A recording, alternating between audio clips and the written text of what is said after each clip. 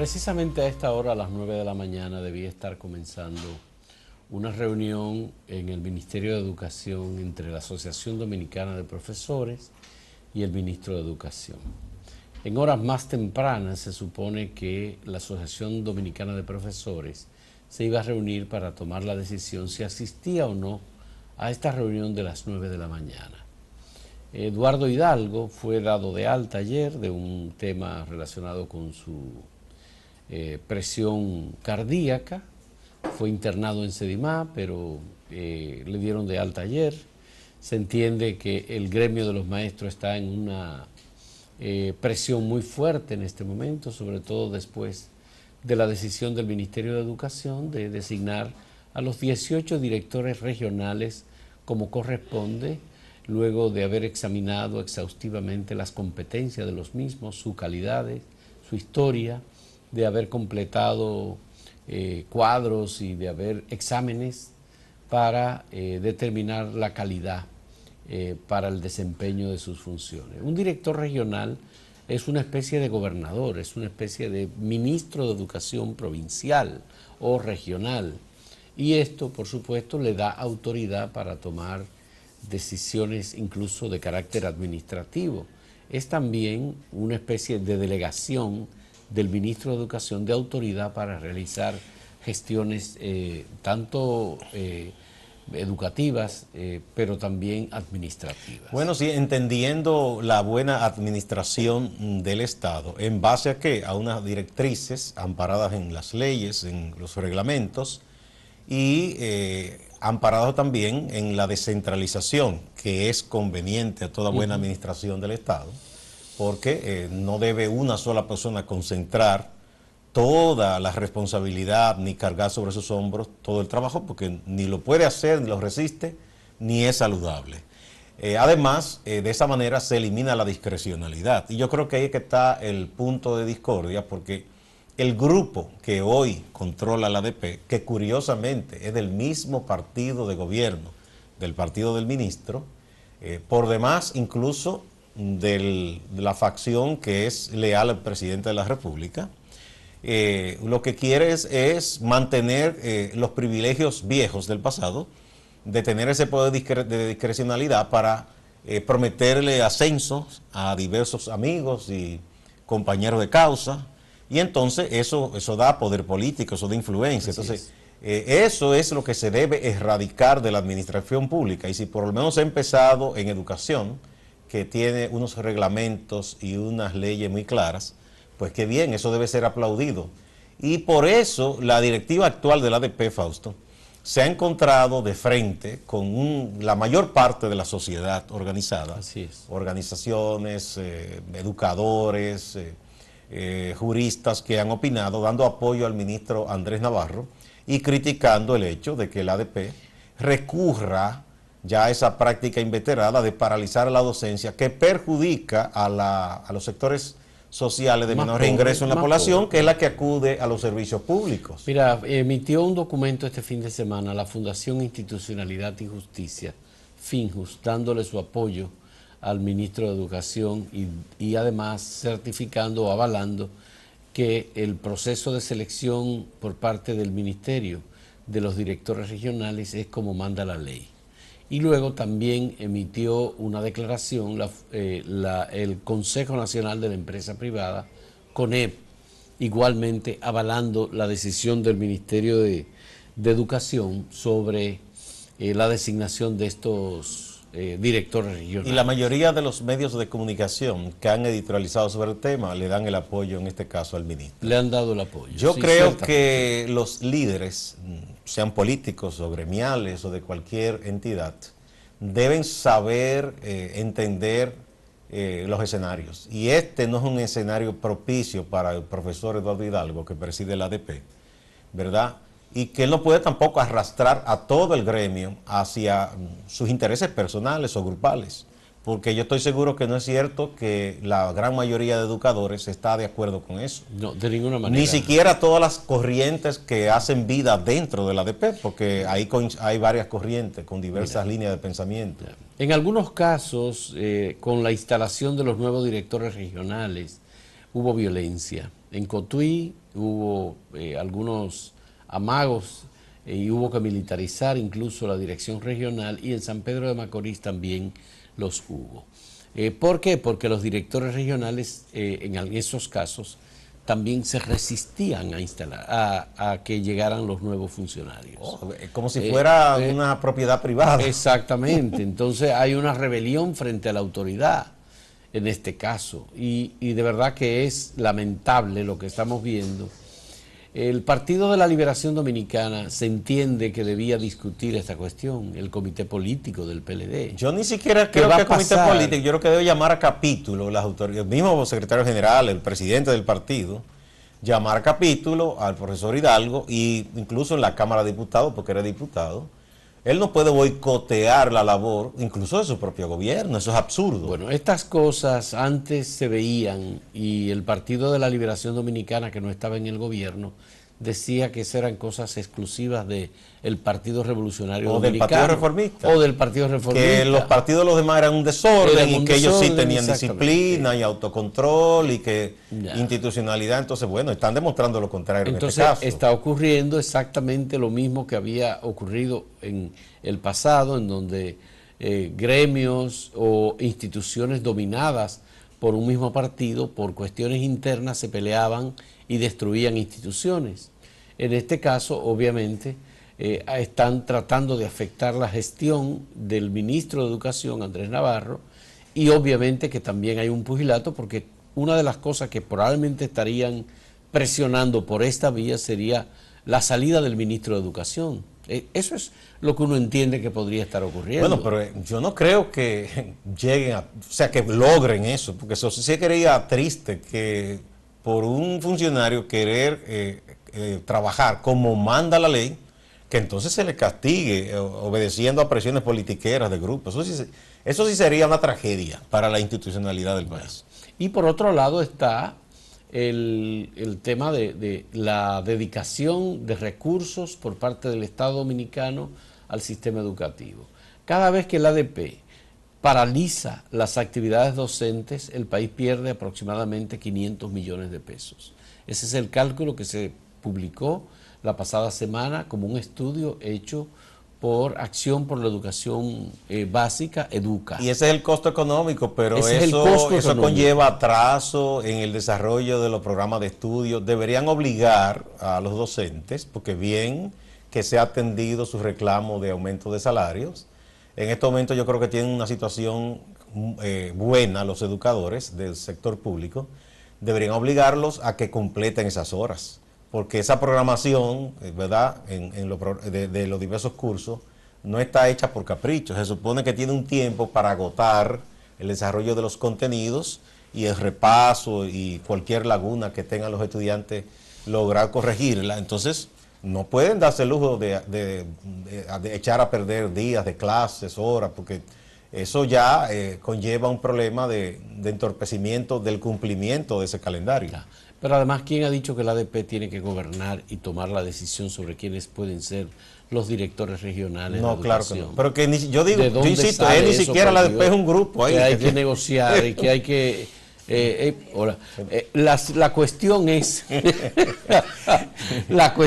Gustavo, que tú dices, bueno, pero la Asociación Dominicana de Profesores está diciendo que ellos no participaron o no fueron invitados a participar en la comisión que tomó la decisión. Pero eso no lo contempla la ley. Hubiese sido una distinción de parte del ministro si los invitara a eso, ¿verdad? Pero no, eso no lo contempla la ley. Se supone que ahí están las herramientas en el ministerio y está la ordenanza de la propia ley y los reglamentos para que el ministro, que no es el solo, porque tiene sus técnicos o funcionarios, procedieran como han procedido con las ternas y analizarlo, como tú bien dijiste en principio, el historial profesional y de labor de esas personas que fueron elegidas. Vamos a hacer una pausa.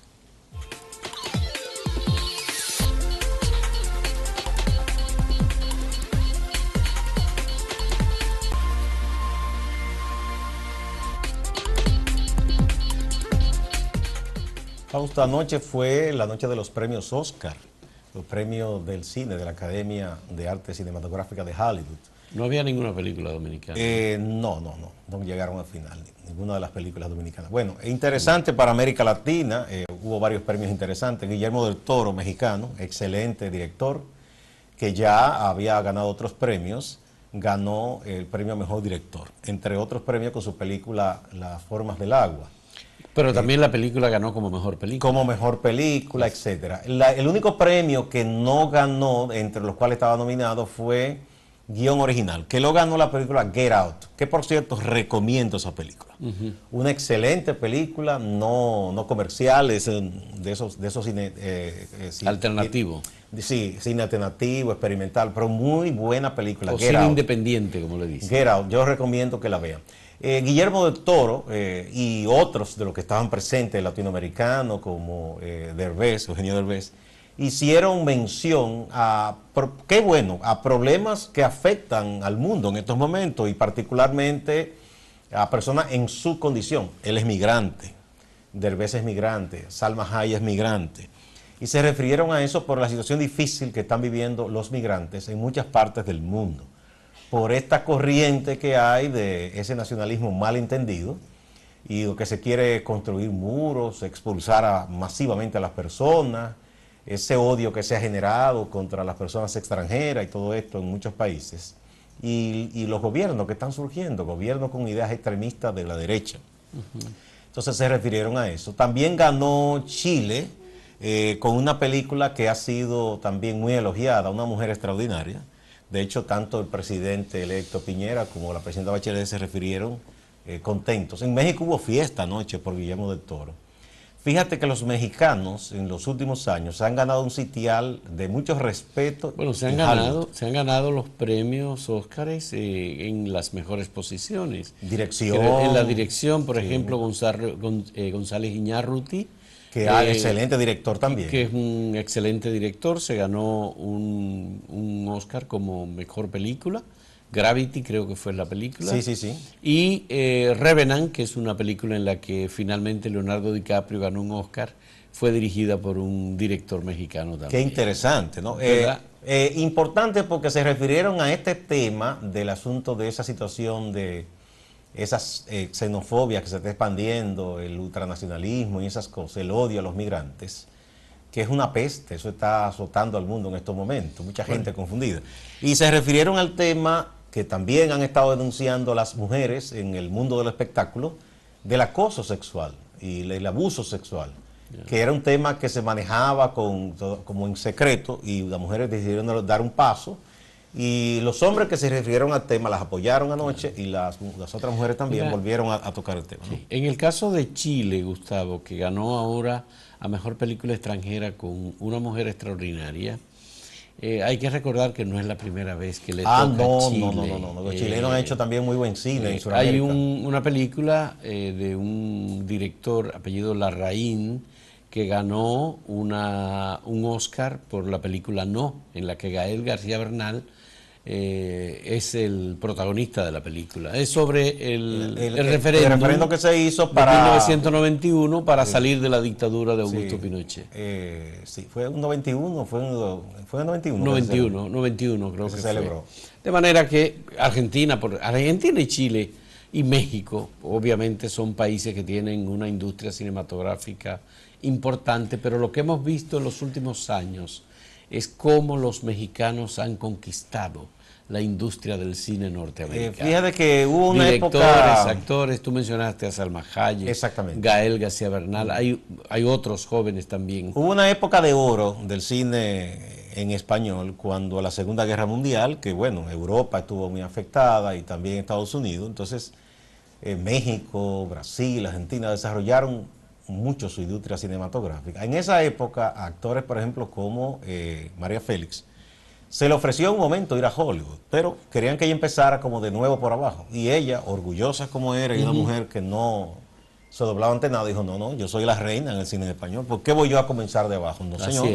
Así Igual Cantinflas, Mario Moreno Cantinflas, que llegó a ser el actor más rico hasta los años 60, porque tenía su propio estudio, que después imitaron eso los estadounidenses haciendo Su propio Bueno, él estudio. hizo película en Hollywood, él hizo La Vuelta al Mundo en No, pero 80 esa fue en días. Inglaterra que se hizo. En Inglaterra Sí, fue y esa. fue una película que marcó, ganó muchísimos premios el director, y fue la única que hizo porque murió.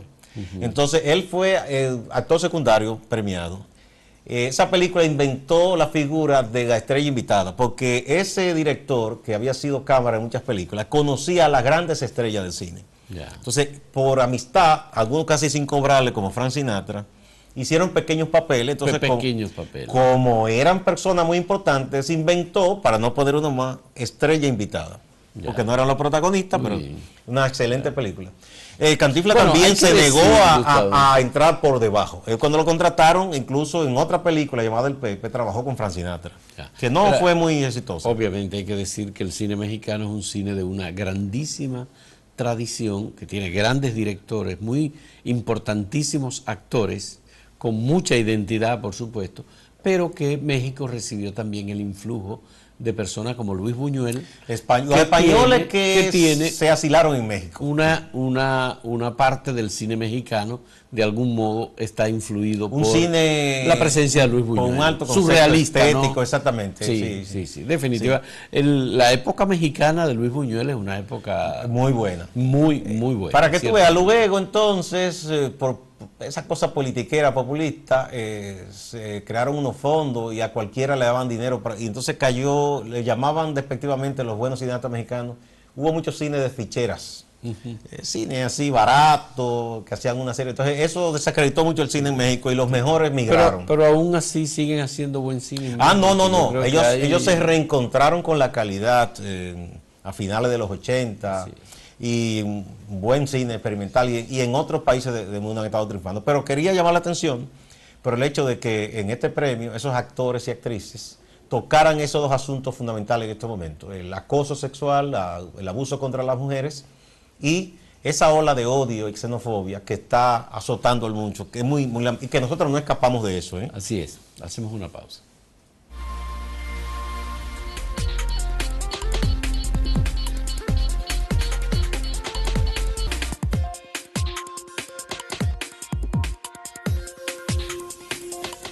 Finalmente se va a reunir el comité político del Partido de la Liberación Dominicana. Está convocado, creo que para este jueves, Gustavo, y se espera que haya conversaciones sobre algunos temas que han surgido, sobre todo la intervención de Reinaldo Pared en su discurso en la Asamblea Nacional el pasado 27 de febrero. Ese tema está muy caliente a lo interno del Partido de la Liberación Dominicana porque Reinaldo Pared habló como secretario general del partido o habló como presidente del Senado, pero dijo muy claramente que su punto de vista es que las primarias abiertas, como sugiere el presidente de la República, Danilo Medina, no chocan con aspectos constitucionales.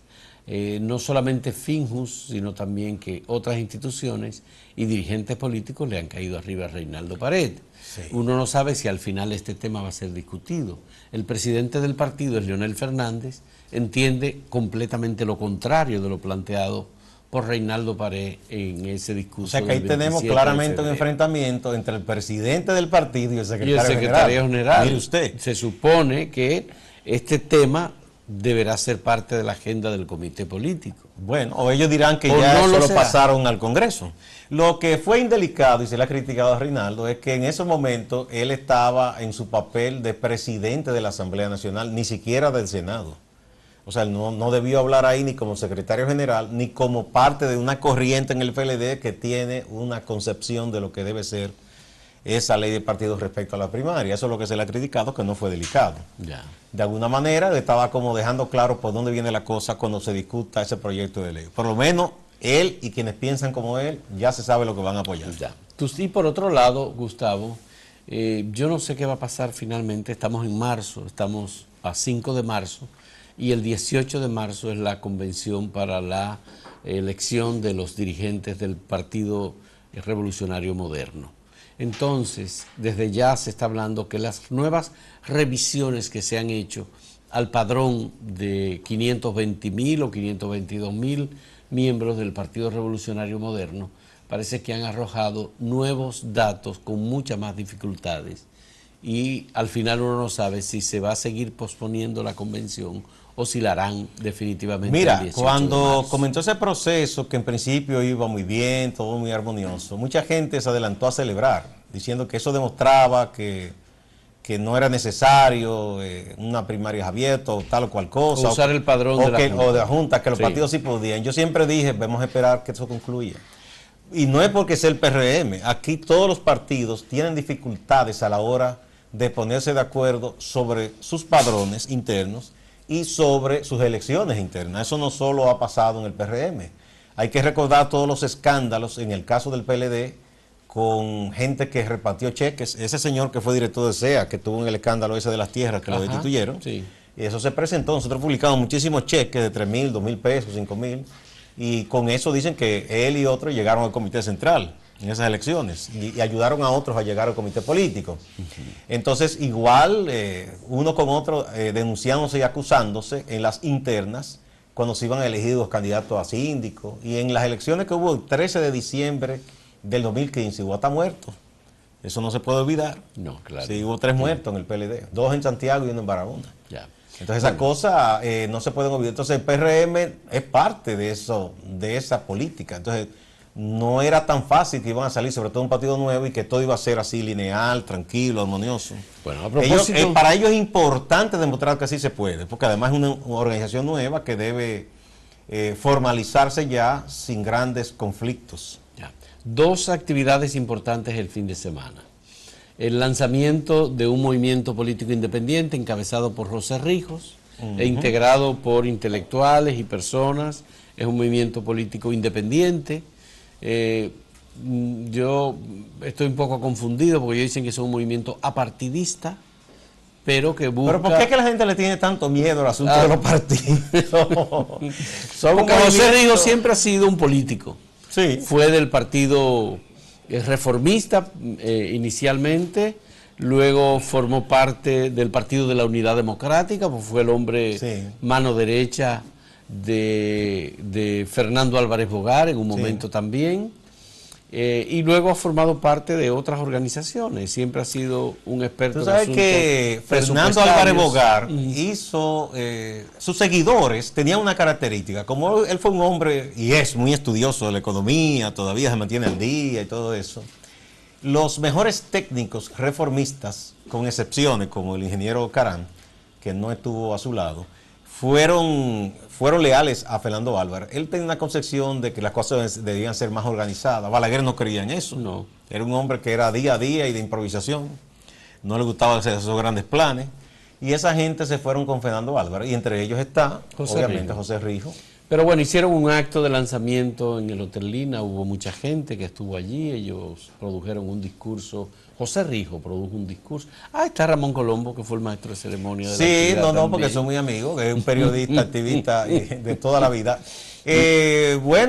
José Rijos es un hombre muy estudioso de los asuntos de la economía. Y bueno, él fue también de los que hizo una lectura bien ponderada de discurso e hizo precisiones críticas a asuntos muy puntuales. Así es. Que uno y ignoró la segunda actividad, Gustavo, que hubo fue una asamblea eleccionaria del Movimiento Cívico Participación Ciudadana. Este domingo se hizo esa asamblea, se renovó el Consejo Nacional, integrado por 12 personas. Entre las personas seleccionadas como miembros del Consejo Nacional está Altagracia Salazar, Eroimi Castro, Rafael Toribio y algunos otros, Milcíades Mejía, algunos otros dirigentes regionales históricos de Participación Ciudadana. Y ya se formalizó que Carlos Pimentel fue escogido director ejecutivo, ¿no? De Participación Ciudadana en sustitución de Rosalía Sosa. Y Carlos ha renovado el compromiso de participación en la lucha contra la corrupción, en la exigencia de transparencia. Carlos ha hecho carrera y además en su especialidad como abogado también, él maneja el tema de la transparencia en el Estado. Es importante, es un profesional joven, yo creo que le va a inyectar una energía interesante al movimiento Participación Ciudadana. Así es. Y deseamos éxito a Carlos y sabemos que va a ser una muy buena labor. Así es. Y igualmente al nuevo Consejo Nacional de Participación Ciudadana que deberá escoger. Esto ocurre normalmente en la primera reunión del Consejo Nacional. Escoge quién debe ser el coordinador general de Participación Ciudadana. Eso es una potestad, según los estatutos de Participación Ciudadana, una potestad del Consejo Nacional. Ese no ha sido elegido todavía. Normalmente la tradición ha sido que la persona que mayor cantidad de votos obtiene en la elección, luego también es ratificado o es designado. ¿Por qué tiempo es que se designa el coordinador general? Por un año. Por un año. Y rara vez ha habido reelección. Y rara vez ha habido, no hay nunca reelección. En Participación Ciudadana. No, lo que se puede de manera diferida elegir otra vez a una misma persona. Sí puede resultar otra vez electo, pero luego de haber salido de la coordinación general. Por ejemplo, nunca como reelección. Pancho ha sido dos veces, ¿no? Pancho ha sido 2 veces. Samir también. No, Samir Chamisa no. No fue pero sí fue 2 veces coordinador general. Creo que Isidoro Santana. Ya. El actual ministro de Economía y Planificación, y también creo que lo fue José Ceballos. Juan nunca ha sido coordinador general. Nunca ha sido coordinador general. Nunca ha sido coordinador general. La memoria me falló, yo estoy fallando. No, eso no es nada. Cualquiera puede pensar que sí, que lo ha sido, pero no lo ha sido. Ha sido un gran activista. Sí. Así es. Bueno. Señores, muchas gracias. Hasta mañana.